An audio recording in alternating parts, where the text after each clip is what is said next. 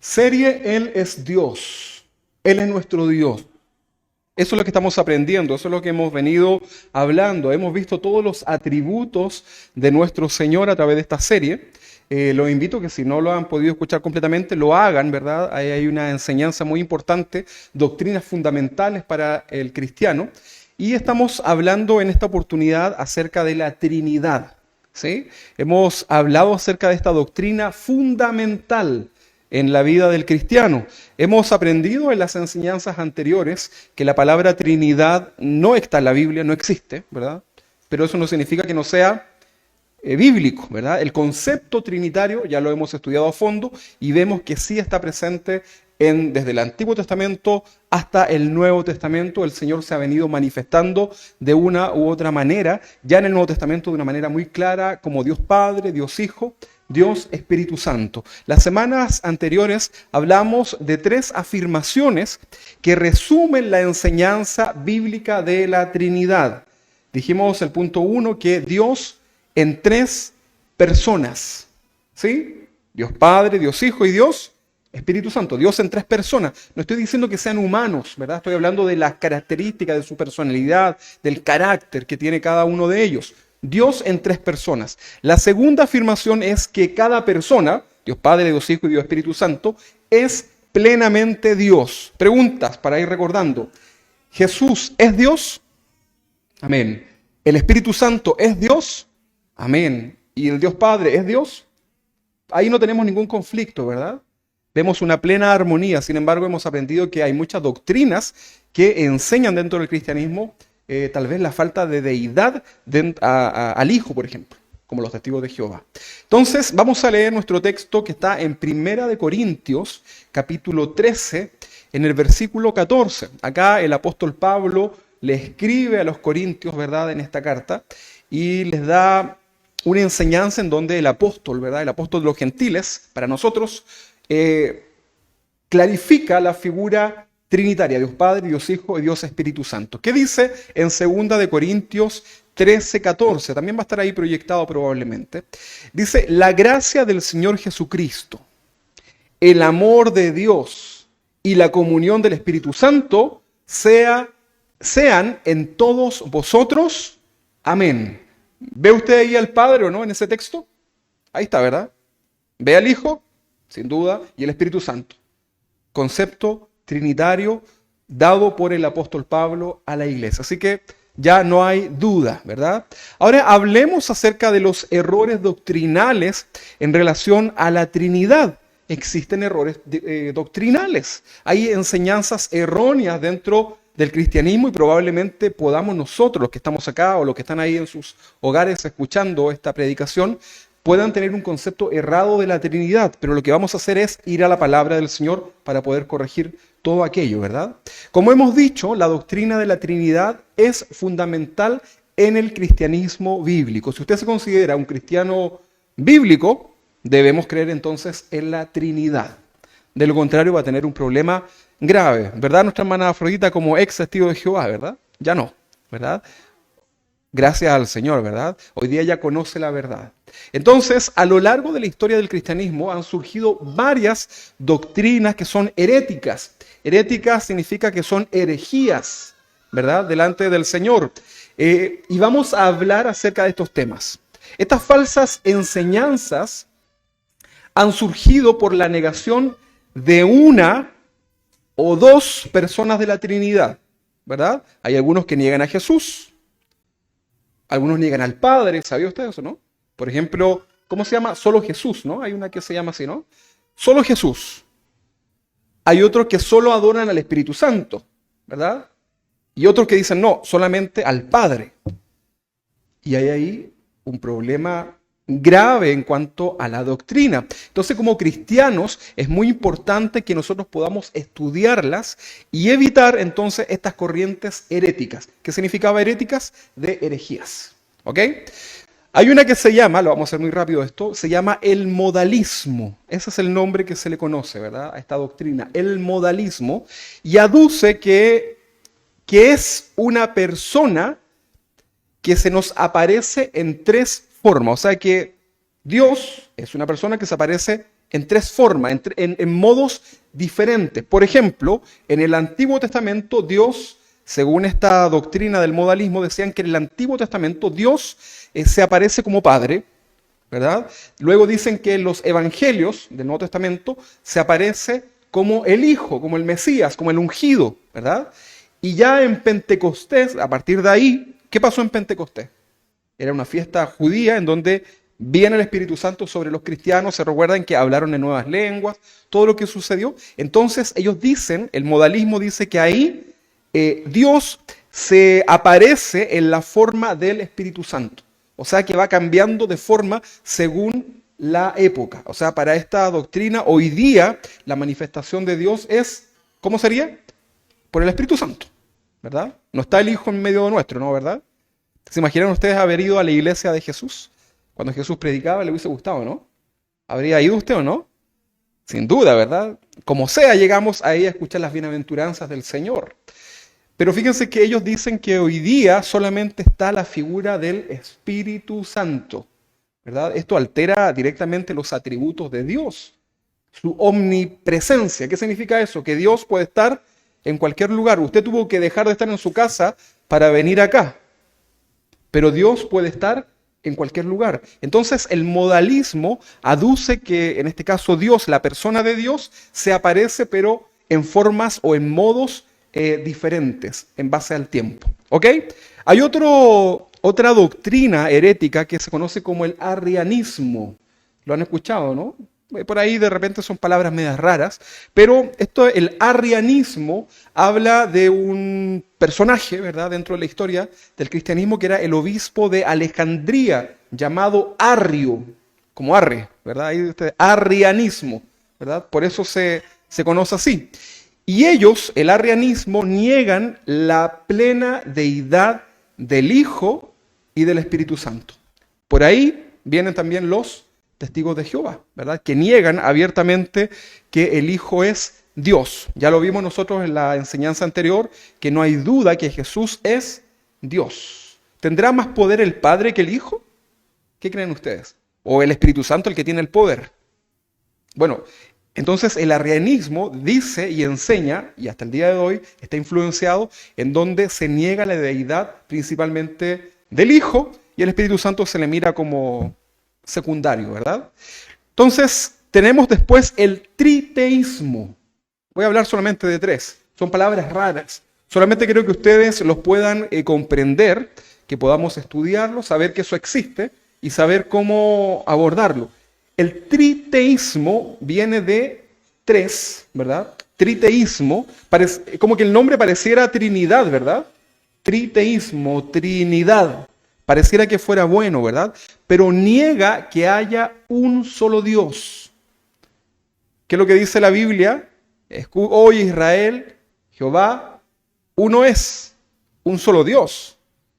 Entonces el triteísmo niega que exista un solo Dios, ¿verdad? Padre, Hijo y Espíritu Santo, ¿verdad? Y esto llevaba a la gente, cuando se le enseñaba esto del triteísmo, a la gente los llevaba al favoritismo, está bien dicho, ¿no? Ok, la gente prefería a uno de estos tres dioses. Imagínense ustedes, hoy día nosotros tenemos tres dioses distintos.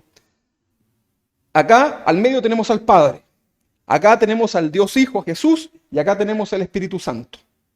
Entonces usted ahora elija. Tenemos los tres dioses, pero usted, como persona humana, va a tener una preferencia seguramente en ellos, ¿verdad? ¿Qué le parece eso? Un poco absurdo, ¿verdad? Pero fíjese que existe el triteísmo. Y lamentablemente también eso ha estado presente hoy día incluso en los cultos cristianos evangélicos, el triteísmo. No, yo prefiero a Jesús porque Jesús es como más cariñoso, ¿verdad? Habían unas personas que por ahí cuando los tomaba el Espíritu, hablaban, ¿verdad? Y cuando hablaba el Padre, era así como, ¡ah! ¿Verdad? Pero cuando hablaba el Hijo, era así como, hijitos míos, y hablaba, y así, ¿verdad? Y era como que cambiaba de la personalidad. Entonces, ¿qué es lo que pasaba? Ahí la persona estaba influenciando, ¿verdad? Algo. Bueno, después con el tiempo nos dimos cuenta que eso estaba mal, ¿verdad? Y lo digo por los frutos de las personas que conocíamos, eran familiares nuestros, ¿verdad? Entonces, ¿qué pasó? Yo no estoy diciendo que Dios no hable, ¿ah? Ojo con eso. Lo que estoy diciendo es que a veces los cristianos podemos tener una preferencia, ¿verdad? Como que el Padre es el malo, el Hijo es el bueno, y el Espíritu Santo ahí está, ¿verdad? Se acomoda a cualquier cosa. Hay iglesias en donde solamente se adora al Espíritu Santo. Espíritu Santo te adoramos, ¿verdad? Y comienzan a darle mucho énfasis al Espíritu Santo, ¿verdad? Y fíjense que ahí eso no es que esté mal darle la libertad al Espíritu Santo, eso está bien en el orden que corresponde, por supuesto, pero a veces alteran, por ejemplo, la palabra, que está representada también por el Padre, ¿verdad? Y a Jesús, que representa ¿qué cosa? La salvación. Entonces algunos se inclinan para un lado porque por la falta de conocimiento están aplicando este concepto herético que es el triteísmo. Por lo tanto, usted y yo debemos entender que Dios uno es, un solo Dios, en tres personas, ¿verdad? Por eso bautizamos en el nombre del Padre, del Hijo y de quién más, y del Espíritu Santo. ¿Por qué lo hacemos? ¿Porque se nos ocurrió? No, lo hacemos porque la palabra dice que debemos hacerlo así. ¿Dónde lo dice? En la Gran Comisión. Ir por el mundo, predicar mi evangelio, bautizándoles, ¿verdad? Haciendo discípulos a las naciones, bautizándoles en el nombre del Padre, del Hijo y del Espíritu Santo.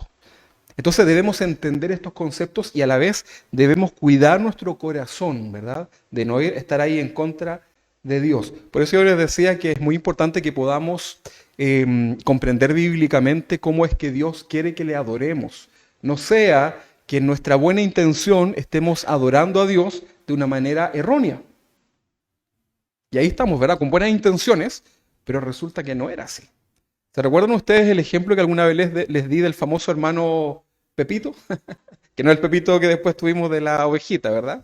¿Se recuerdan al hermano Pepito que lo poníamos siempre en los ejemplos malos? Y que él había entrado a un nuevo trabajo, era asistente de un gerente, y resulta que este hermano Pepito le daba café bien cargado con 3 de azúcar al jefe. Y el jefe no se lo tomaba. Le hacía unos tremendos informes, ¿verdad? Y se los dejaba ahí en el escritorio al jefe, y el jefe no los leía. ¿Y sabe lo que sucedió? Que un día lo despidieron. Porque resulta que el jefe tomaba té solamente sin azúcar, ¿verdad? Y le gustaban los informes lo más breve posible. Por lo tanto, no aplicaba para el cargo, lo despidieron y eso sucedió porque este hermano Pepito, ¿verdad? Que tenía buena intención, no se preocupó de investigar y conocer lo que ese jefe quería de él. ¿Qué le parece? ¿Le suena conocido, no? Bueno, a veces estamos tratando de hacer cosas para Dios con buenas intenciones, pero se nos olvida consultar qué es lo que Dios quiere realmente de nosotros. Por eso es importante la Biblia. Por eso es importante detenernos un momentito ahí en la oración, ¿verdad? Y ir a la palabra del Señor para comenzar a comprender cómo es que nuestro Dios quiere que le adoremos, ¿verdad? Si usted levanta sus manos, usted sepa que bíblicamente eso tiene un sustento, ¿verdad? Si venimos el día domingo a la iglesia, sepa que eso tiene un sustento, porque la Biblia dice que tenemos que congregarnos el día domingo, ¿no? ¿O no? No lo dice, ¿verdad? Pero de la Biblia dice no dejando de congregarnos. La iglesia es algo que ha instituido el Señor. Él instituyó pastores, maestros, evangelistas. Eso le da también una validez a esto que nosotros hacemos hoy día, ¿verdad? Así que tenemos que hacer todo bíblicamente. Usted nunca haga nada que no entienda, ni porque el de al lado lo hace, ¿verdad? Había una vez una iglesia donde nosotros íbamos, que había una hermana que hacía como sus coreografías para cantar, porque ella era así, ¿verdad? Y perseguía a mis enemigos, los alcanzé, cantaba ella, ¿verdad? Y era como bien efusiva, y está bien, era su personalidad. Pero luego los hermanos, llegó la hermana al lado y vio que estaba haciendo y le empezaron a copiar, ¿verdad? Y después la otra también, al final después parecía Chevaí en la iglesia, todos haciendo el mismo paso, ¿verdad? Porque comienzan a copiarse, ¿verdad? Y no lo hacen de manera... ¿Se imagina? Yo, por ejemplo, que no bailo mucho, ¿verdad? No soy malo en el movimiento, no me veo haciendo eso, ¿verdad? Ya iría en contra de mi personalidad, ¿verdad? ¿Cómo nos veríamos con el hermano Héctor ahí? Robot ahí, ¿verdad? Entonces, debemos hacerlo nuestra adoración a Dios debe ser conforme a la palabra de Dios, primero que todo, y segundo, también debe ser en nuestra naturaleza, como Dios te creó. No trates de hablar como el apóstol Pablo, ¿verdad? Acá a veces los hermanos como que se confunden, ¿verdad? Y adoptan la personalidad de otros personajes bíblicos. Gracias y paz sea a vosotros, hermanos. Oh, la saludo con un ósculo santo, ¿verdad? Y con 3 saltos al cordero. Y comenzamos a inventar cosas que escuchamos por ahí. Pero yo digo, esas palabras las usaré yo en mi trabajo. Ahora, si yo hablo así, está bien. Pero usted sea original delante de Dios para que nuestro culto sea racional. ¿Ok?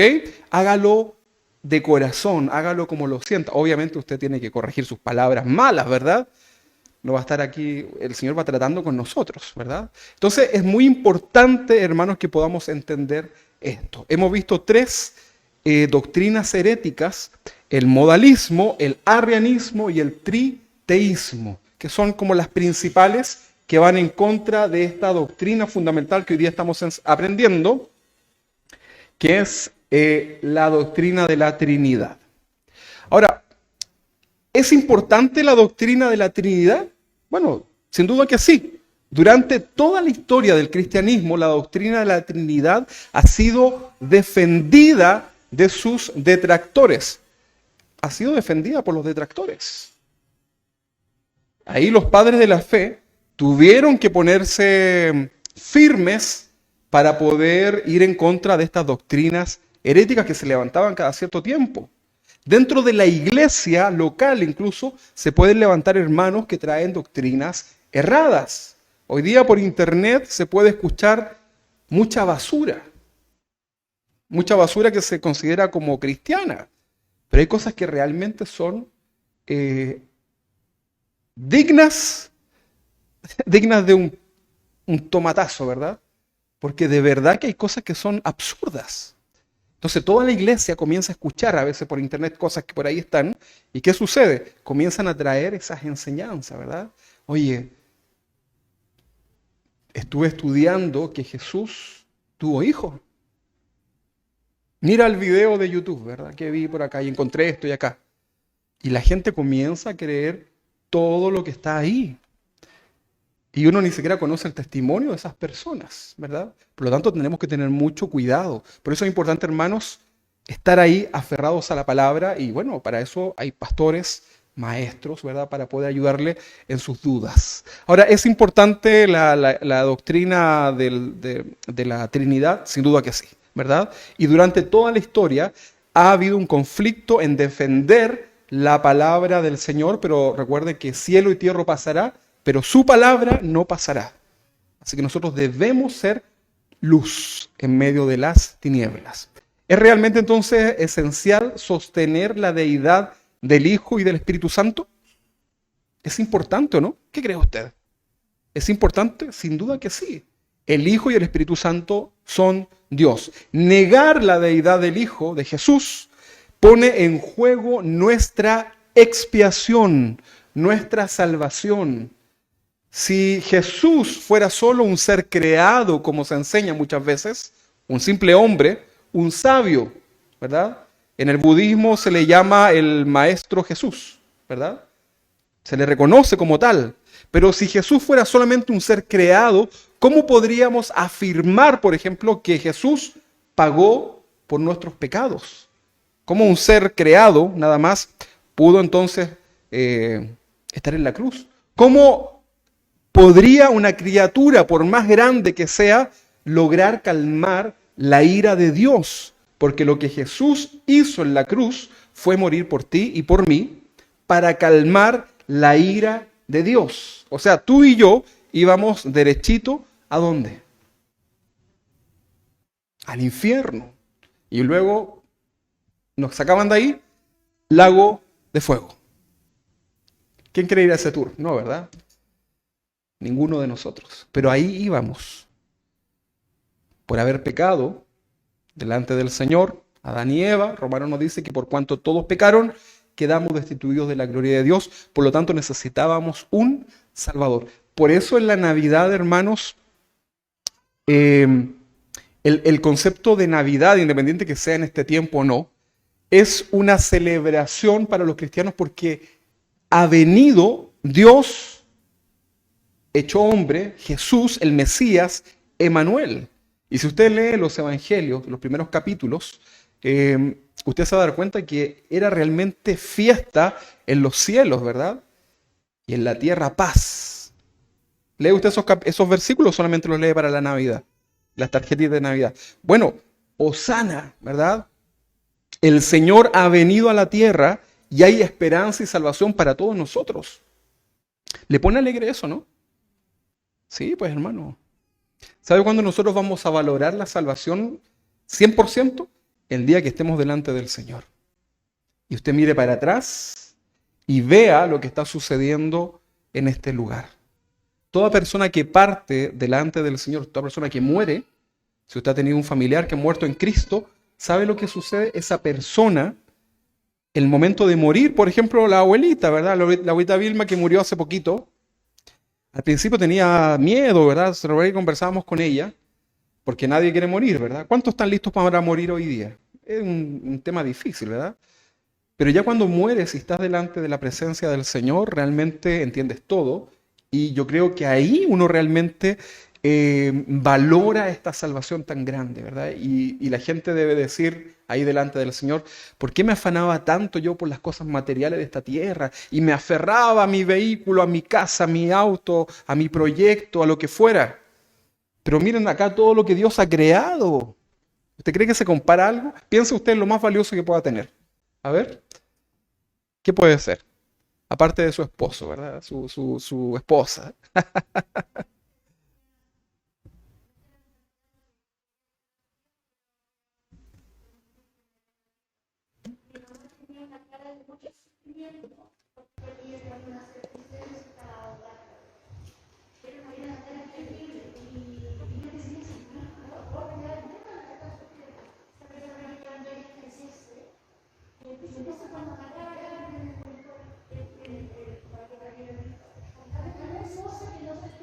Claro.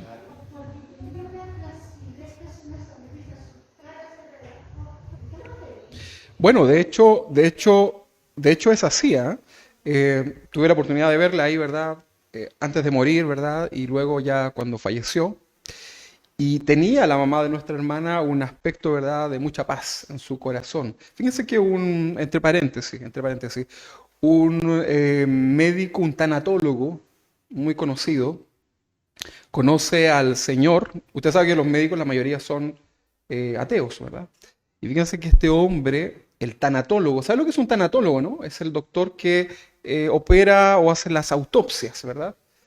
Para ver, para investigar. Entonces este doctor se convierte al cristianismo justamente a través de su trabajo, porque comenzó a darse cuenta que había un fenómeno en el rostro de los fallecidos que se llamaba el rictus mortis, creo, que era como la expresión de la cara al momento de morir. Bueno, él decía, había gente que moría con una cara de espanto y habían personas que morían con mucha paz en su corazón.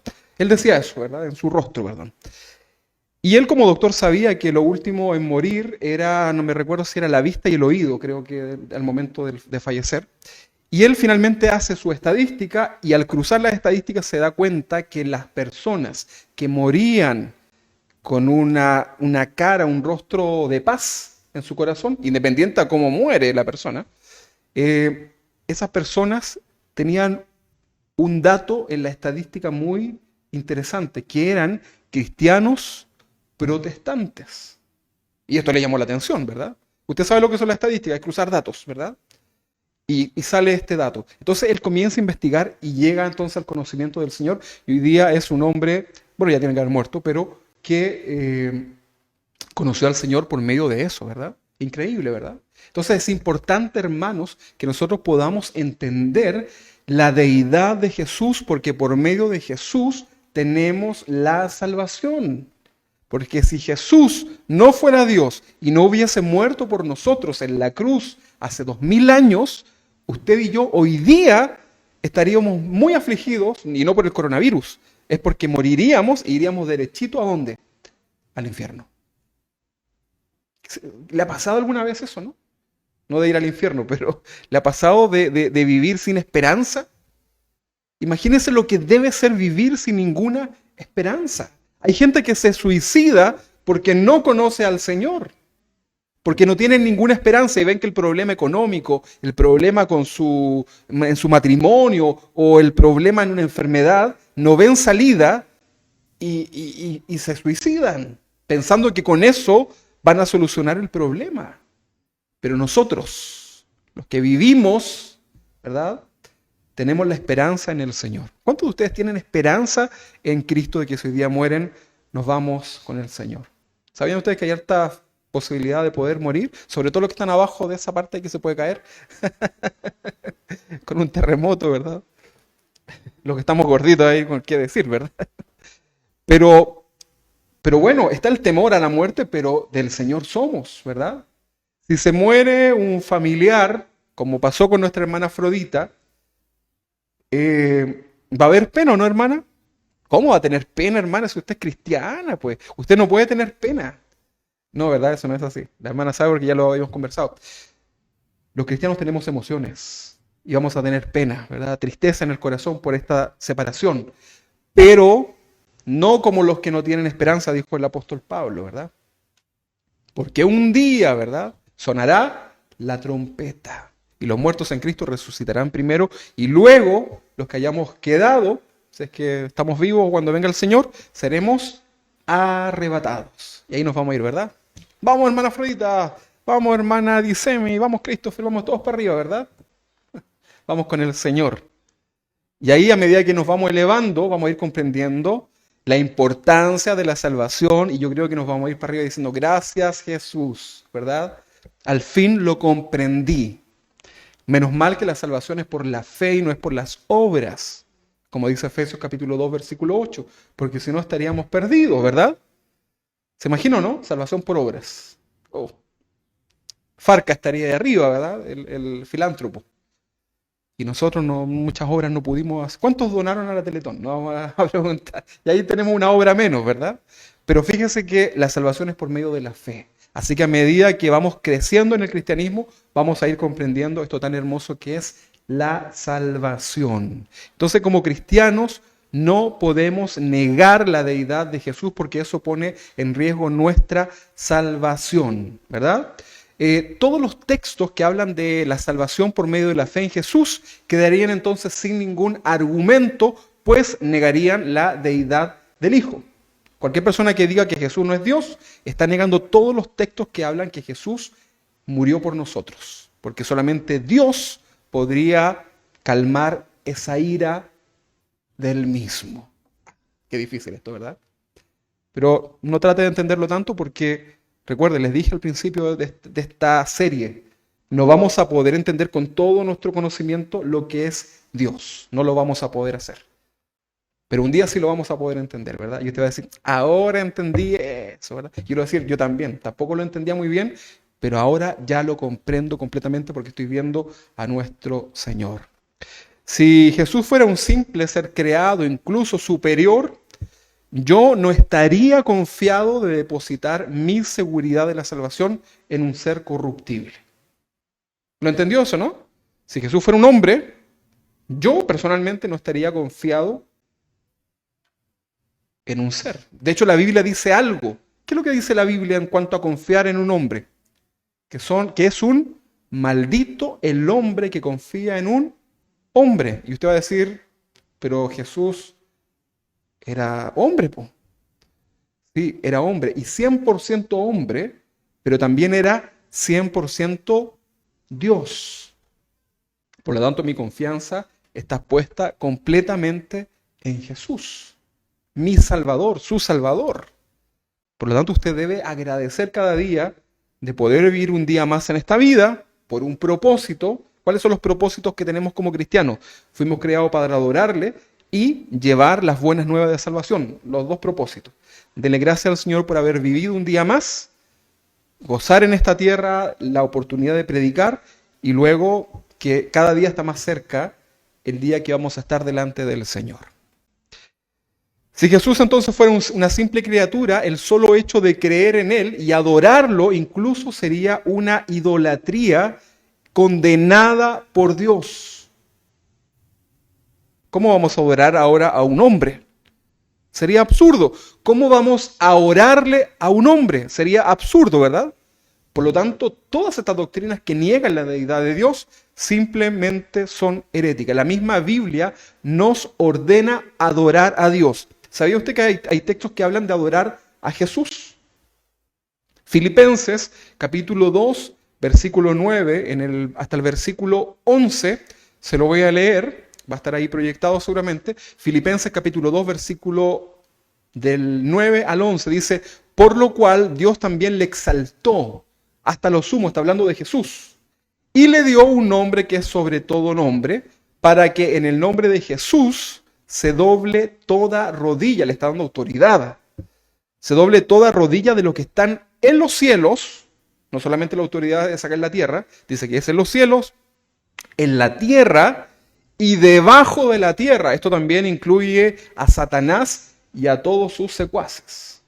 Todos ellos, ¿usted cree que Satanás se va así como muy confianzudo delante de Jesús, de Dios? No se equivoque. A veces Satanás podría ser hasta más respetuoso que muchos cristianos. Fíjese que sí. Entonces, y luego dice que toda lengua confiese que Jesucristo es el Señor. ¿Para qué? Para gloria de Dios Padre. Entonces, si alguien enseña o cree que Jesús, el Hijo, es un ser creado, pero de igual manera Él nos salva, sería entonces una contradicción, pues se le atribuiría la salvación ¿a quién? A una criatura y no a Dios, ¿verdad?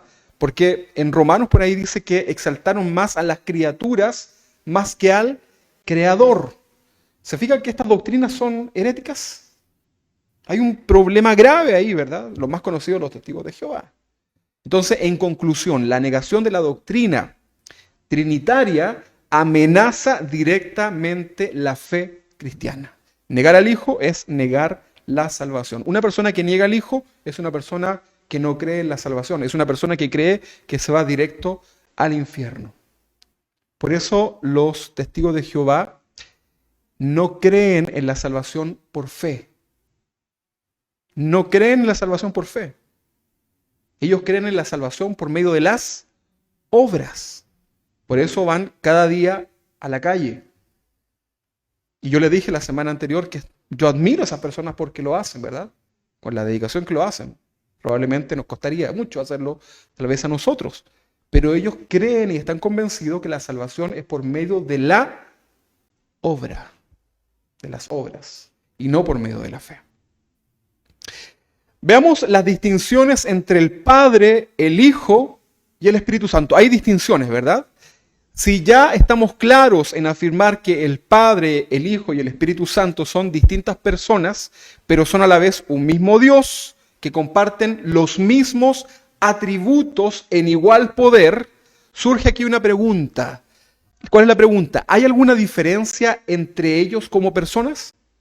¿Habrán diferencia entre Dios Padre, Hijo y Espíritu Santo? Piénsenlo un poquito, a ver. ¿Habrán diferencias o no? A ver. Vote ahí por sí o por no, en su botonera. Hay que hacerlo todo interactivo hoy día, ¿no?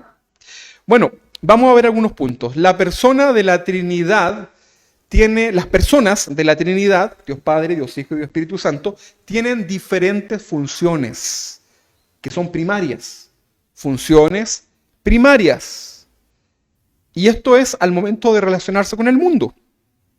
En su deidad son iguales, pero para poder manifestarse a nosotros necesitan entonces tener diferentes funciones. No estoy diciendo que son diferentes dioses, estoy hablando de funciones. Entonces, todo lo relacionado con Dios tiene un orden. ¿Será Dios ordenado, no? ¿O vamos a encontrar allá en el cielo un poco de poder ahí tirado? ¿Hay un milagro ahí dando vuelta, tirado en el cielo? ¿Será Dios ordenado, no? Fíjense que nosotros vemos en la creación un orden absoluto. Si usted ve la creación completa, usted ve un orden ahí, ¿verdad?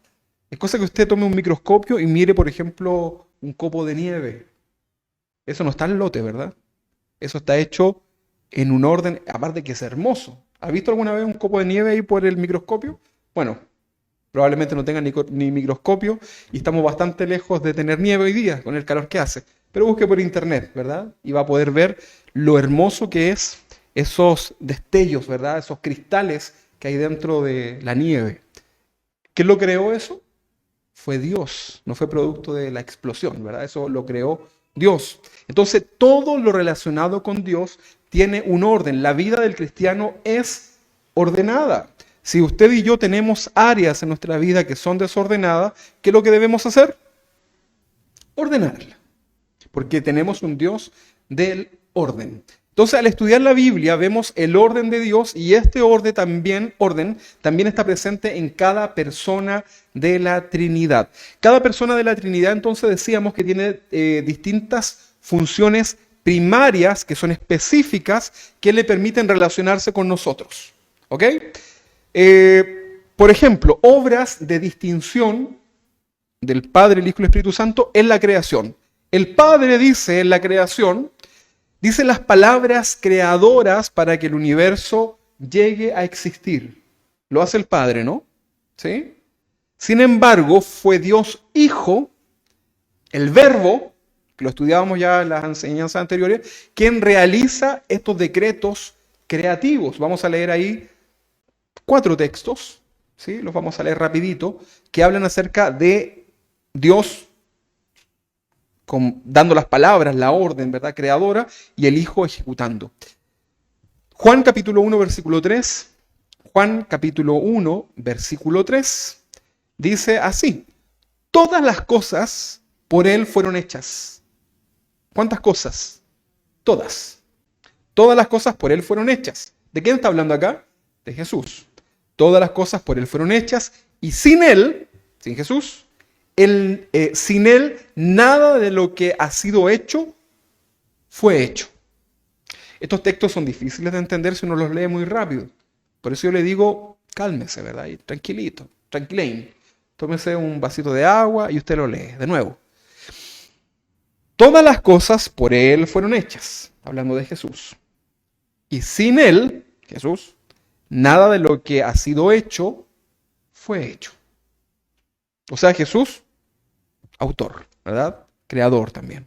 Primera de Corintios capítulo 8, 6. Primera de Corintios 8, 6. Ahí usted los va a poder también ver en la proyección. Y luego les enviamos también el texto por el WhatsApp para que usted después no lo lea. Primera de Corintios 8, 6. Dice, para nosotros, ahí hay un contexto, para que usted lo lea después. Para nosotros, sin embargo, solo hay un Dios, el Padre. ¿Estamos bien hasta ahí o no? Solo hay un Dios, el Padre, del cual proceden todas las cosas, y nosotros somos para Él. Y un Señor, Jesucristo, por medio del cual son todas las cosas, y nosotros por medio de Él. Está difícil este texto. Yo le recomiendo ahí la TLA también, ¿verdad? Pero eso lo dejo ahí de tarea para la casa. Estamos diciendo que Jesús, el Padre, tiene en su corazón la creación y el Hijo participa. Colosenses capítulo 1, 16. Colosenses capítulo 1, 16 dice, porque en Él fueron creadas todas las cosas. ¿En quién? Está hablando de Jesús. Ahí usted tiene que leer el contexto.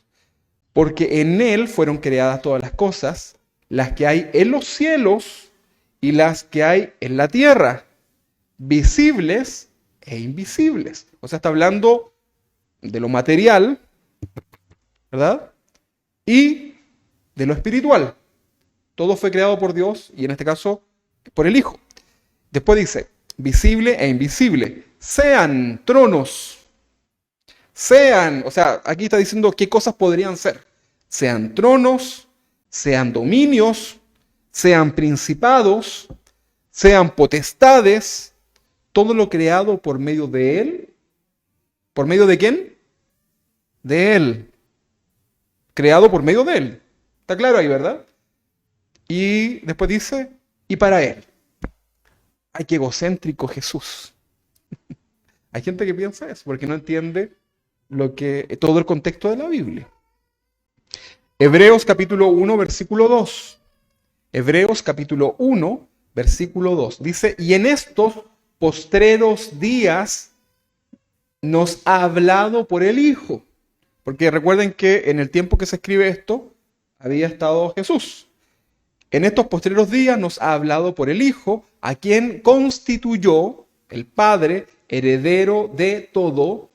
¿Qué es lo que es el Hijo? Es heredero de todo. Por eso el Salmo dice, pídeme y te daré por herencia las naciones. Eso no es para usted, ese texto no es para usted. No es para que usted se lo dedique a alguien. Hermana, hermano, te dedico este texto. Pídeme y te daré por herencia las naciones. No, ese texto es un salmo mesiánico, es solamente para el Hijo, es una promesa del Padre al Hijo. ¿Se imagina que Dios nos dé las naciones? Las Naciones Unidas ya se las vamos a dar al Christopher. Ya Christopher, ahí tiene las Naciones Unidas. Al de allá le vamos a dar al de Asia, le damos a todos los de Asia. Todos los chinos ahí, ¿verdad? ¿Qué hacemos? Es absurdo eso, ¿verdad? Pensar que Dios nos va a dar esas cosas. Es porque eso es para el Hijo, es una promesa, es un salmo mesiánico. Tenemos que tener cuidado, ¿verdad? Por eso yo les digo, tengan cuidado con los pancitos de vida, ¿verdad? Porque a veces no entendemos el contexto. No digo que eso sea satánico ni nada, pero a veces en el sacar, no estamos entendiendo todo lo... Porque eso es una frasecita nada más, ¿verdad? Y está bien, son las promesas del Señor, pero también démonos el trabajo de leer el contexto, ¿verdad? Para que no nos vamos a equivocar, ¿verdad? Háblame, Señor. Lo tiro para arriba, a donde caiga. Y se ahorcó.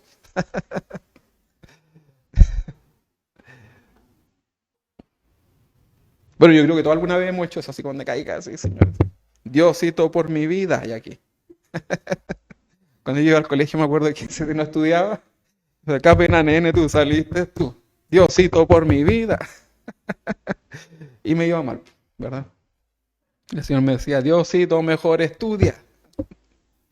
Hebreos capítulo 1:2 entonces dice, y en estos postreros días nos ha hablado por el Hijo, a quien constituyó heredero de todo, y por quien asimismo hizo el universo. ¿Qué es lo que hizo? El universo. ¿Y qué es lo que es Jesús? Heredero de casi todo. Una parte se divide entre el Espíritu Santo y Jesús. De todo. Heredero de todo. Incluyendo también la adoración, ¿verdad? Entonces, ahí nosotros tenemos que el Hijo también está presente en esto, en la creación, ¿verdad? Ahora hablemos del Espíritu Santo. El Espíritu Santo estaba también activo durante la creación, ¿o no? Estamos hablando de las funciones. Está el Padre con el propósito de la creación, el Hijo está ahí como creador también, y el Espíritu Santo, ¿a dónde estaba? No anda ahí jugando por allá por un universo. El Espíritu Santo andaba por ahí. ¿Será así o no? ¿Será que el Espíritu Santo estaba también en la creación? Sin duda, ¿verdad? El Espíritu Santo también estaba activo durante la creación, pero de una manera diferente al Padre y al Hijo. Porque el Espíritu Santo, ¿qué hacía? Se movía, ¿verdad? Iba, un ir y venir sobre la superficie de las aguas. Vamos a leer Génesis, bueno, usted se lo conoce ya. Génesis 1:2, que dice, y la tierra estaba desordenada y vacía. ¿Cómo puede ser algo desordenado si está vacío? Bueno, una pregunta ahí para que investiguemos, ¿verdad? Pero dice que y la tierra estaba desordenada y vacía, y las tinieblas estaban sobre la faz del abismo. ¿Dónde está el abismo? Hay que investigar eso, ¿verdad? Y el Espíritu de Dios, que es el Espíritu Santo, se movía sobre la faz de las aguas. Ahí está hablando, primer capítulo de Génesis, versículo 2, y ya comienza a hablar de la creación. ¿Qué hacía el Espíritu Santo? Se movía. El Padre tenía en el corazón la creación, el Hijo estaba ejecutando y el Espíritu Santo se movía en la faz. Entonces vemos la figura de Dios Padre, Hijo y Espíritu Santo en tres personas, pero en diferentes funciones. ¿Sí? Entonces, la figura y la función, en figura y función, el Espíritu Santo está representando el poder de Dios sobre la creación en absoluto dominio. Se movía sobre la faz de las aguas. No cualquiera se mueve en la faz de las aguas, ¿verdad? ¿Usted alguna vez ha estado en alta mar? Yo a la orillita, en un botecito con mi esposa, ¿verdad? Y se nos subía el bote, ¿verdad? Y yo decía, wow, y esto no es nada. Y estábamos rodeados incluso por una especie de roqueríos, y aún así se nos levantaba ¿verdad? Que algunos no aguantaron. Usted sabe, ¿verdad? Y se movía. Entonces imagínese el dominio que hay que tener, ¿verdad? Bueno, el Espíritu Santo se movía sobre eso, ¿verdad? Que en ese momento no tenía ni mayor forma, pero ahí estaba en absoluto control. Vemos otros pasajes donde habla de la participación también del Espíritu Santo en la creación. Por ejemplo, el Salmo 33, en el versículo 6, el Salmo 33, versículo 6, dice que por la palabra de Jehová fueron hechos los cielos y todo el ejército de ellos por él, dice ahí, aliento de su boca. El aliento de su boca. ¿Qué le da? ¿Cómo es el aliento? No me diga de dónde. Pero ¿cómo es el aliento? ¿Cómo lo podríamos nosotros representar?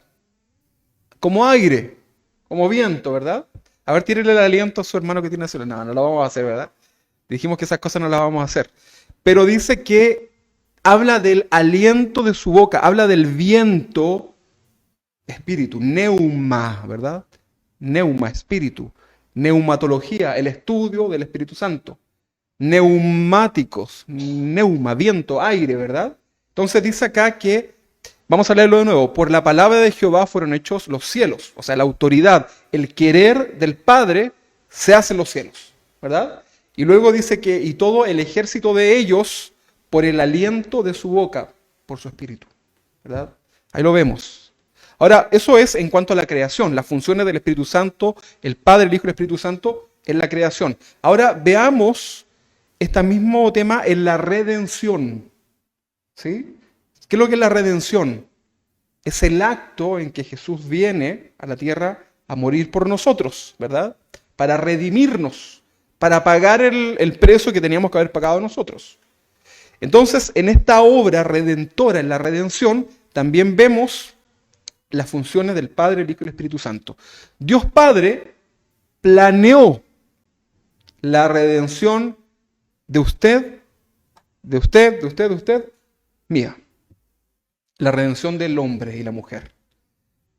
De todos, de todes, hay que decir ahora. Por todos murió el Señor, no por algunos. ¿O por algunos?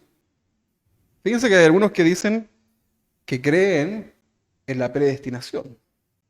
Entonces que Jesús murió por ti sí, por ti sí, por ti no, ahí no hay nadie. ¿Eh? Por ti sí, así, ¿verdad? Y hay gente que piensa eso y lo cree hasta el día de hoy. ¿Ah? Yo les podría dar nombres, pero ¿para qué? Pero lo enseñan. Pero el Señor dice que no hace acepción de personas y Él murió por todos. ¿Habrá muerto el Señor por los más malos? ¿Por los pecadores? Sin duda, pues si todos somos pecadores. Y ahí murió el Señor. Entonces vamos a ver ahora la figura del Padre, el Hijo y el Espíritu Santo en estas funciones. Dios, ¿cuál es la función de Dios acá en la redención? Dios tiene un plan. Dios tiene un plan, porque estaba todo perdido. No había esperanza. La gente moría sin esperanza. Los judíos del tiempo de Jesús para atrás no iban al cielo. Iban al seno de Abraham a esperar, ¿qué cosa? Al Mesías. ¿Verdad? Entonces cuando Jesús muere, ahí estaba Job y dice, ven, yo les dije que yo sabía que mi Redentor vive. Cuando lo ve ahí resucitado, ¿verdad? Perdón, antes de resucitar, cuando va, asciende Jesús a los lugares más profundos de la tierra. Pero la gente moría sin esperanza. Entonces Dios el Padre tenía un plan. Porque Dios es amor, ¿no? Si Dios no fuera amor, hermano, Él no habría hecho esto. ¿Qué hace usted y yo cuando, por ejemplo, vamos a imaginarnos algo bien doméstico? ¿A cuánto le gusta cocinar? Bueno, si no le gusta, imagínese que usted ahí cocina.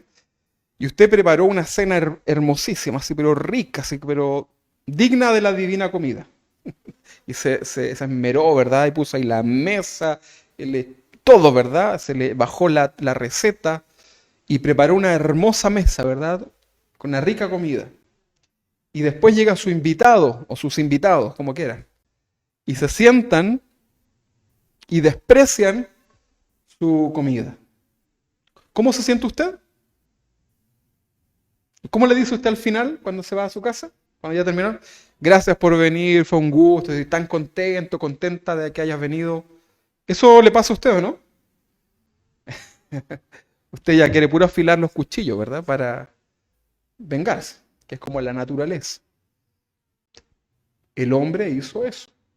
El ser humano, cuando peca, despreció todo lo que Dios le había ofrecido. Imagínense, un jardín hermoso, un lugar para vivir hermosísimo. Si usted alguna vez ha ido a un lugar en el sur, a un lugar paradisíaco, se fue al Caribe, no sé dónde usted quiera ir, o haya ido, a lo mejor se deleitaba en sus ojos al ver todo eso. Pero Adán y Eva despreciaron eso. Y usted dice, pero ¿cómo? ¿Cómo tan tontos? Mire, probablemente nosotros, en el lugar de Adán y Eva, no solamente comemos la fruta, ¿verdad? Sino que además la distribuimos, ¿verdad? Hacemos un emprendimiento, ¿verdad? Del fruto prohibido. Probablemente. Es cosa de ver nuestra vida nomás, pues si somos tan... Por eso, gracias Señor por tanta misericordia y que la salvación es por fe. Si no, no tendría ni un sentido estar acá, hermano. Mire qué buena obra venir el domingo a la iglesia, ¿verdad? Tremenda obra, ¿verdad? Pero fíjese que nuestro Dios en su amor tuvo un plan. Dios tiene un plan, ¿verdad? La redención del hombre. El título de la Biblia, si usted le quiere poner un título a la Biblia, ¿cuál sería? Historia de la redención del hombre. La Biblia. Ahí está todo el relato, ¿verdad? Y Dios tiene un plan, ¿verdad? Para redimir al hombre y envía al Hijo, a Dios Hijo, al mundo. Juan capítulo 3, 16, 17, yo creo que usted se lo conoce, ¿verdad? Un texto base en el cristianismo. ¿Qué dice? Porque de tal manera amó Dios al mundo, que ha dado a su Hijo unigénito, para que todo aquel que en Él cree no se pierda, mas tenga vida eterna. Amén, ¿verdad? Ahí está el plan de Dios. Y el 17 lo marca mejor. Dice, porque no envió Dios a su Hijo al mundo para condenar al mundo, sino para que el mundo sea salvo por Él. La salvación ahí está. El que quiera tomarla, venid, ¿verdad? Y tomad y gustad de esta salvación. Gálatas capítulo 4, versículo 4. Gálatas 4, un poco más adelante, Gálatas 4:4, dice, pero cuando vino el cumplimiento del tiempo, Dios envió a su Hijo. ¿Quién lo envió? ¿Quién tuvo la idea en su corazón, el plan? Fue Dios. Estamos hablando de las funciones en la redención. Entonces, pero cuando vino el cumplimiento del tiempo, Dios envió a su Hijo, nacido de mujer y nacido bajo la ley. ¿Qué significaba eso? Que era evangélico, Jesús. No, pues si Jesús era evangélico. Hay gente que piensa eso. Jesús era judío. Dice que nació bajo la ley. Nace de una mujer judía. Efesios capítulo 1, versículo 9. Voy a leer la versión del lenguaje actual, la TLA, traducción al lenguaje actual. Efesios 1, 9 y 10. Dice, Dios nos mostró el plan que había mantenido en secreto y que había decidido realizar por medio de Cristo, el ungido, Jesús, ¿verdad? ¿Quién tenía ese plan? Dios. ¿Y lo mostró cómo? Por medio de Jesús. Eso dice el texto. Dice el versículo 10, cuando llegue el momento preciso, Dios completará su plan y reunirá todas las cosas, tanto en el cielo como en la tierra, y al frente de ellas pondrá como jefe, ¿a quién? A Cristo. Está hablando del milenio, ¿verdad? ¿Cuántos quieren estar en el milenio? 1000 años. 1000 años para disfrutar, ¿verdad? ¿Cuánto le gustaría tener un jardín bonito, así como, ¿verdad? la tierra fructífera, ¿verdad? Un lugar hermoso. Bueno, vamos a tener esa oportunidad y vamos a vivir en esta tierra no ni con Boric ni con Kast, ¿verdad? Que hoy día se promocionan, sino que va a ser Jesús, ¿quién? Nuestro gobernador. ¿Por quién vota usted? No necesita ni votar porque Jesús no va a pedir votación, ¿verdad? Teocracia, ¿verdad? Es que Dios es un dictador. No sé si la palabra está bien usada, pero Dios no te va a pedir a ti y a mí opiniones, ¿verdad? Él lo ha establecido todo. ¿Y nosotros qué hacemos? Más que obedecer, gustamos, ¿verdad? De obedecer la palabra del Señor porque nos ayuda para bien, para vivir tranquilamente. Si Dios es amor, hermano, convenzámonos de eso. Dios es amor. Obedecer la palabra de Dios es para nuestro propio beneficio. ¿Para qué usted cree que Dios puso la palabra? ¿Va a ponernos puras reglas? Es para que podamos disfrutar la vida. Por favor, nómbreme una sola cosa que Dios haya establecido en la Biblia que te lleve a algo malo. Recuerde que Dios es benigno. Uno de los atributos es su benignidad. Vale decir que no hay nada malo en Dios. Por lo tanto, todo lo que Dios dice en su palabra para nosotros es bueno o es malo.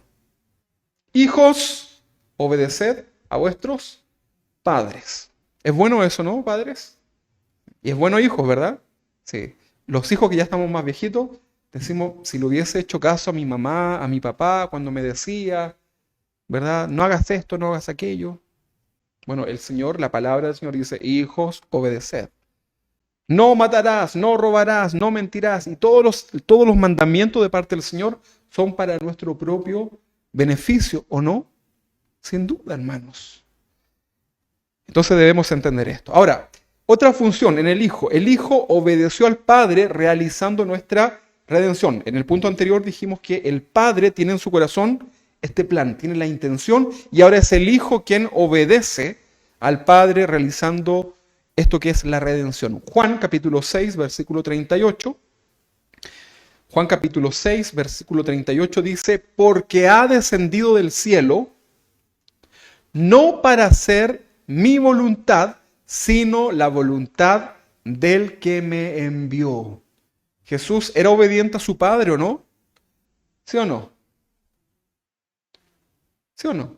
Jesús era obediente, ¿no? Más o menos. ¿Sí? Sí, pues. Y tiene que moverme así bien fuerte la cabeza porque ve que yo no le veo la boca.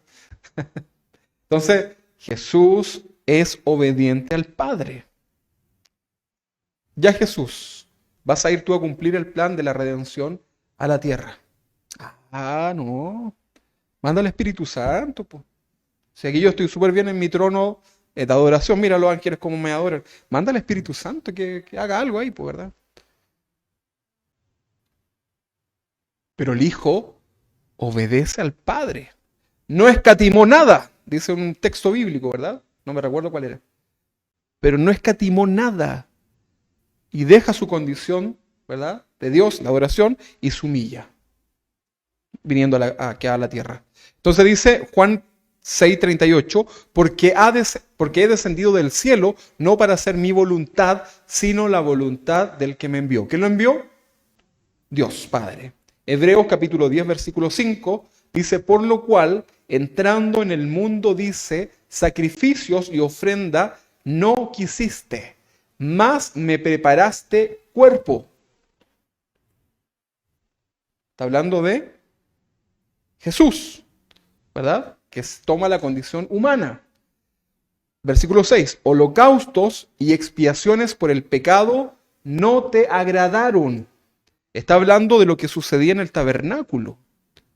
Las adoraciones que sucedían en el tabernáculo, que se daban, no siempre fueron agradables delante de Dios. Recuerde que el sacerdote también moría cuando ofrecía y estaba en pecado.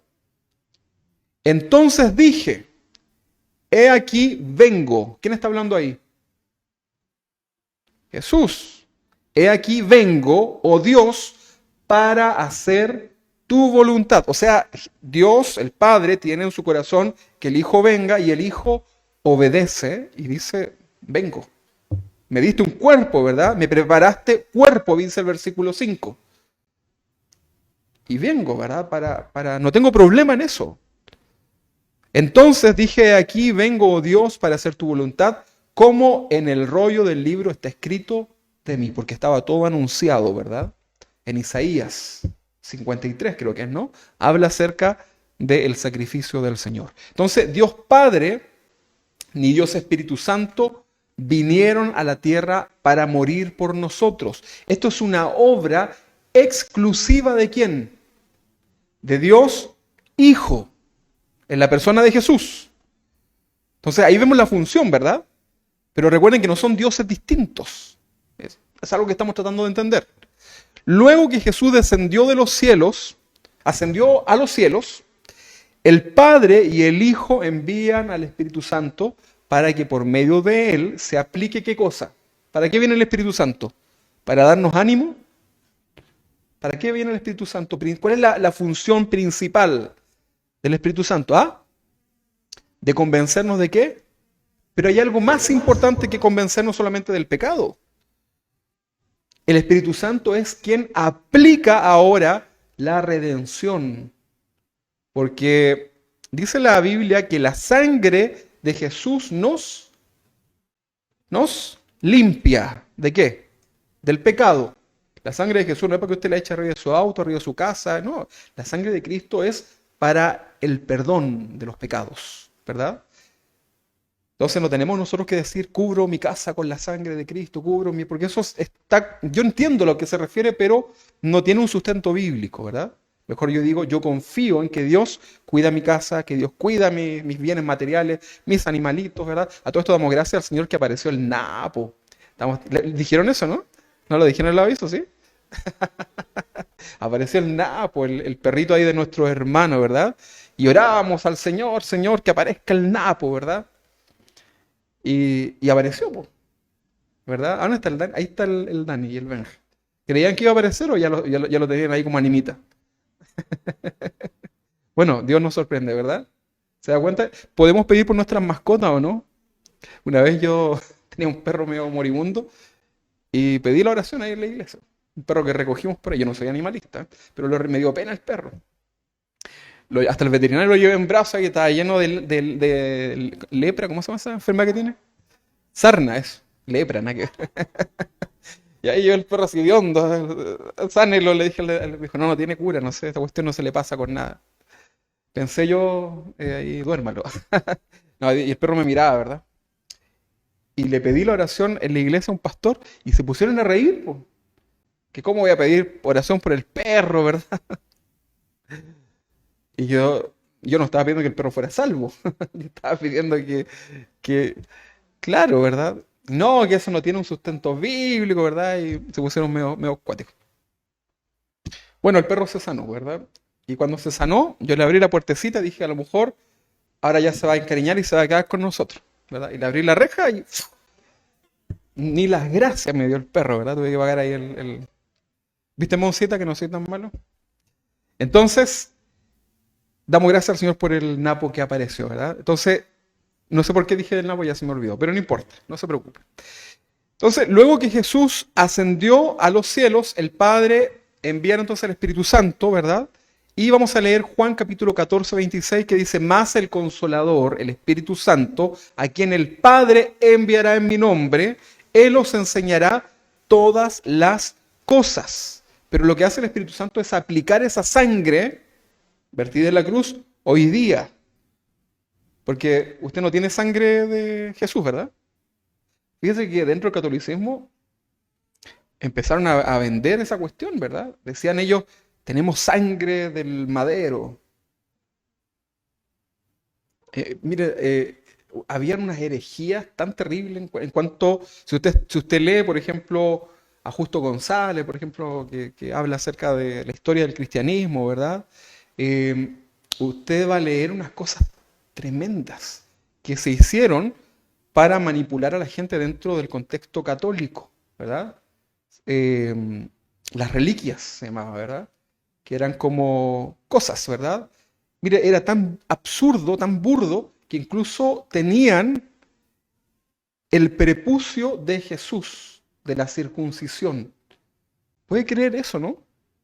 Y lo tenían, ¿verdad? Y también la sangre de algunos muertos, y eso lo tenían, sí, estaba ahí la sangre, ¿verdad? Pero eran puras cosas inventadas, ¿verdad? Y hasta el día de hoy, eso existe. Y usted dice, no, ¿en serio? Hasta el día de hoy. Busque ahí, de repente investigue, ¿verdad? Y lea las cosas que sucedían, ¿verdad? Juan capítulo 16, versículo 7 dice, pero yo os digo la verdad. Os conviene que yo me vaya, está hablando el Hijo, porque si no me fuera, el Consolador no vendría a vosotros, mas si me fuere, os lo enviaré. ¿Quién lo envía acá? El Hijo. En los textos anteriores vemos también al Padre y aquí vemos al Hijo. Entonces es obra del Espíritu Santo aplicarnos la redención hecha por el Hijo y así darnos la regeneración o la nueva vida espiritual. Entonces cuando usted cree en el Señor, el Espíritu Santo lo convence de pecado, como decía nuestra hermana. Te convence, bueno, no lo dice la hermana, lo dice la Biblia, ¿verdad? Ella lo recordó. El Espíritu Santo te convence de pecado, pero también el Espíritu Santo en ese momento aplica esa sangre que hace 2000 años ya no está esa sangre, ¿verdad? Ya no existe, ¿o sí?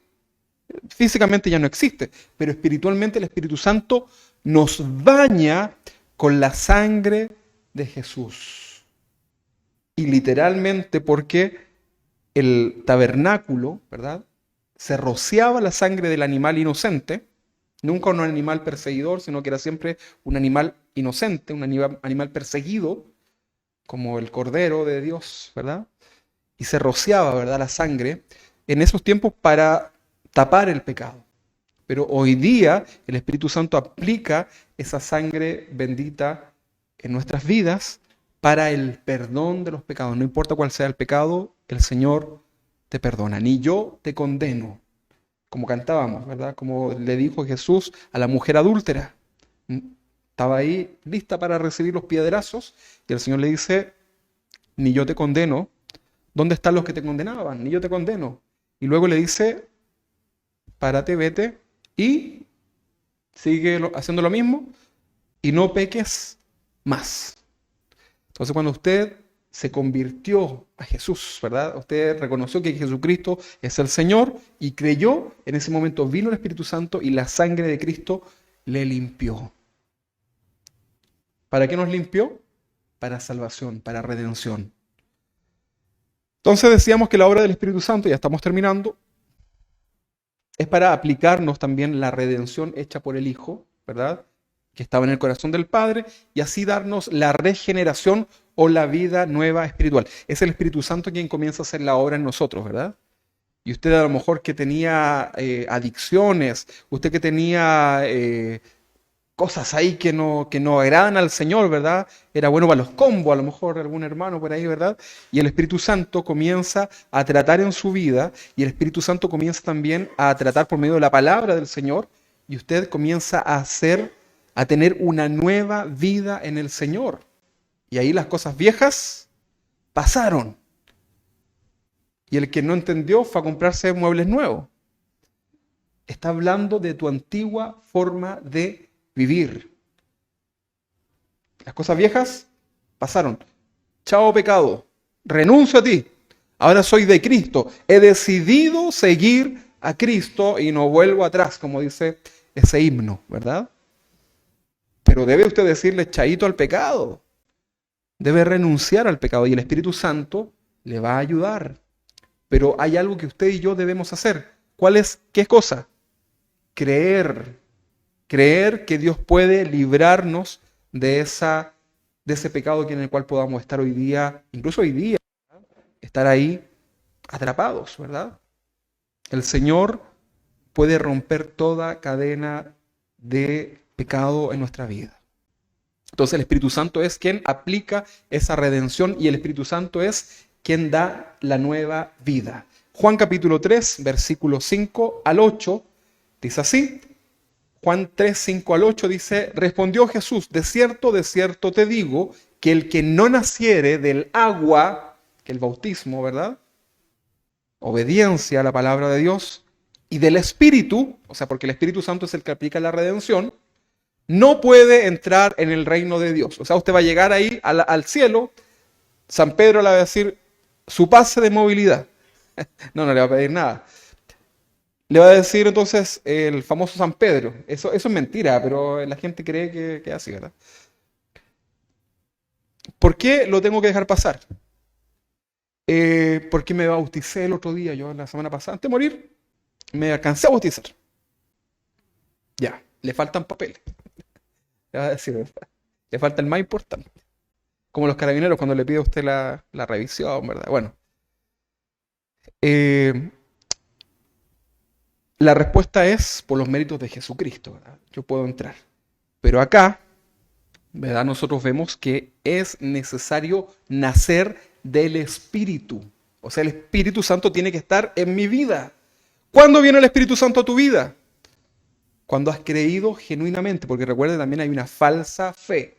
Entonces cuando creemos genuinamente y nos arrepentimos y le decimos chaito al pecado en el nombre de Jesús, ese día somos salvos por medio de la fe y nacemos del Espíritu del agua.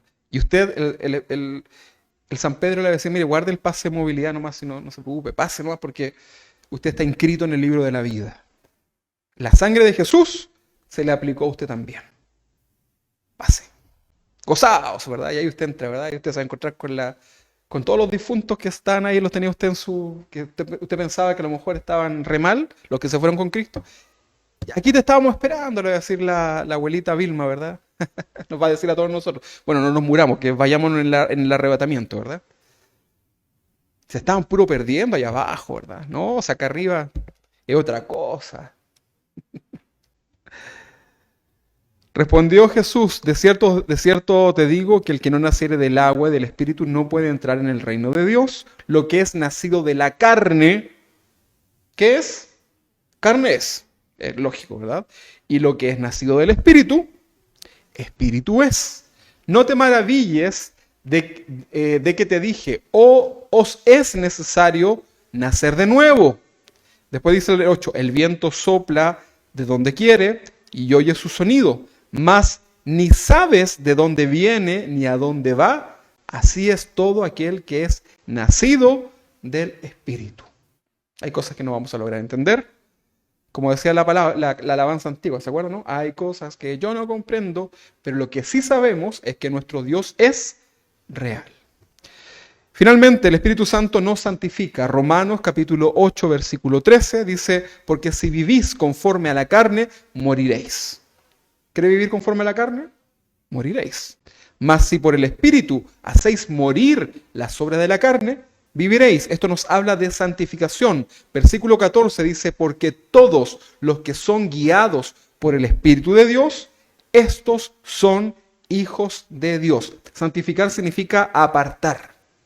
¿Sí? El Espíritu Santo nos santifica, nos aparta y nos santifica también por medio de la palabra.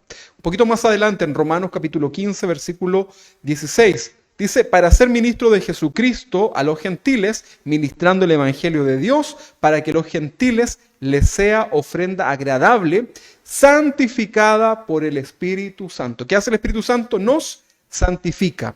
Primera de Pedro capítulo 1 versículo 2 dice, elegíos según la presencia, que tu Dios todo lo sabe, la presencia de Dios en santificación del Espíritu. ¿Qué nos santifica también?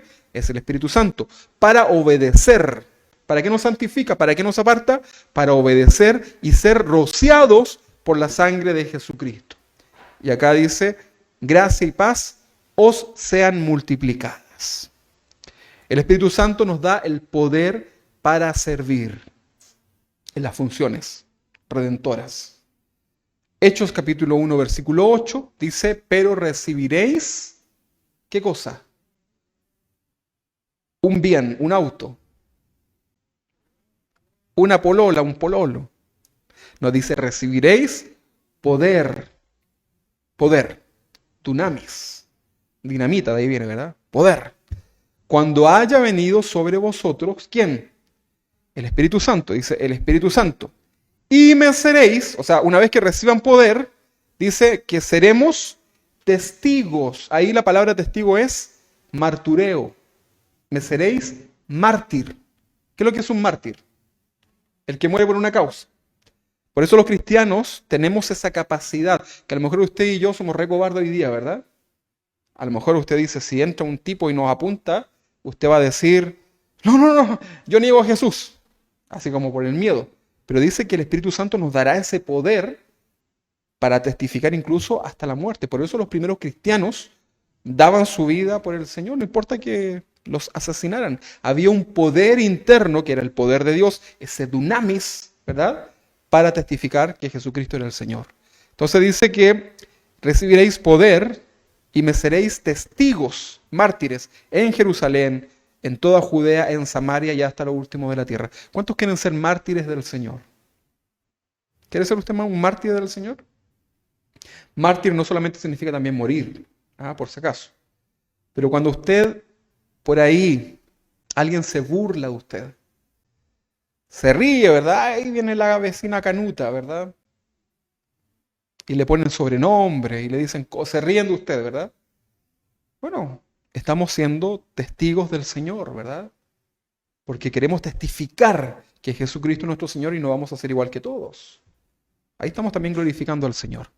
Y finalmente, 1 Corintios 12, 7 al 11. ¿Qué dice? 1 Corintios 12, 7 al 11. Pero a cada uno le es dada la manifestación del Espíritu para provecho. Está hablando acá de los dones espirituales. Porque a este es dada por el Espíritu palabra de sabiduría. ¿Se acuerdan cuando hablamos de los dones espirituales? Hablamos de lo que era la palabra de sabiduría. Está ahí en YouTube. Palabra de sabiduría. A otros palabra de ciencia según el mismo Espíritu. A otro fe por el mismo Espíritu. A otros dones de sanidades. ¿Existen las sanidades hoy día, no? Amén. Entonces, por el mismo Espíritu, versículo 10, a otros el hacer milagros, a otros profecías, a otros discernimiento de espíritu, a otros diversos géneros de lenguas y a otros interpretación de lengua. Pero todas estas cosas las hace uno y el mismo Espíritu, repartiendo a cada uno como en particular él quiere. O sea, el Espíritu Santo también nos capacita para servir. Los dones espirituales, ¿sabe para qué están en medio de la iglesia? Para el servicio. Para que cuando un hermano esté desanimado, venga alguien con palabra de sabiduría, con una palabra de Dios, y le anime en el Espíritu, ¿verdad? Es para el servicio de la iglesia. Entonces la obra del Espíritu Santo parecerá llevar a término la obra que fue planeada por el Padre y empezada por el Hijo, ¿verdad? Comienza en el Padre, el Hijo la ejecuta y el Espíritu Santo está hoy día vigente. Pero no es que los anteriores desaparecieron, ¿verdad? Por tanto, podemos decir que el Padre dirige y tiene autoridad sobre el Hijo, quien obedece al Padre y ambos dan instrucciones unánimes. ¿A quién? Al Espíritu Santo, quien pareciera ser el último, ¿verdad?, de la pirámide, pero ya vemos que hoy tiene un papel muy importante. Las personas de la Trinidad son iguales en atributos, diferentes en cuanto a la creación. El Hijo y el Espíritu Santo son iguales a Dios Padre en deidad, pero subordinados en sus funciones. ¿Ok? Vamos a darle gracias al Señor, nos vamos a poner de pie. Yo les he dicho que estas enseñanzas son un poquito más difíciles, ¿verdad? Pero ya llevábamos mucho tiempo tomando lechecilla, ¿verdad? Así que es tiempo de comenzar a tomar un alimento más abundante. Así que ahí hay que esforzarse a repasar en sus hogares. Si tienen dudas, por favor, acérquensenos para poder ayudarles. Señor, te damos gracias en esta mañana por tu palabra. Señor, hemos sido expuestos, Señor, a tu hermosa palabra. Hemos aprendido algo más de ti, Señor. Te hemos podido conocer. Gracias, Señor, porque hoy día también ha sido expuesto tu poder redentor para salvación. Señor, queremos orar por aquellas personas que hoy día están escuchando o pueden estar acá, Señor, que aún no tengan la seguridad de la salvación. Señor, revélate a sus vidas como lo has hecho con nosotros, Señor, que cada uno te pueda conocer, que podamos proceder, Señor, al arrepentimiento y podamos experimentar hoy esta función tan hermosa del Espíritu Santo que nos aplica esta sangre redentora dada por Jesús en la cruz. Señor, te glorificamos, te exaltamos en esta mañana, en esta tarde ya, Señor, y te damos gracias, Señor, porque tú realmente eres muy bueno. Señor, bendice a mis hermanos que están aquí en este lugar, aquellos que están en sus casas a través de las redes sociales. Señor, bendícenos porque necesitamos enfrentar una semana, Señor, con distintas pruebas, pero sabemos que en todo tú te glorificas, sabemos que todas las cosas nos ayudan para bien y, Señor, aquí estamos para recibir tu bendición desde lo alto. En el nombre del Padre, del Hijo y del Espíritu Santo, muchas gracias, Señor, te damos y agradecido de poder haber estado hoy en esta mañana, Señor, adorándote, cumpliendo esto tan hermoso que es congregarnos. En el nombre de Jesús, Señor, amén y amén.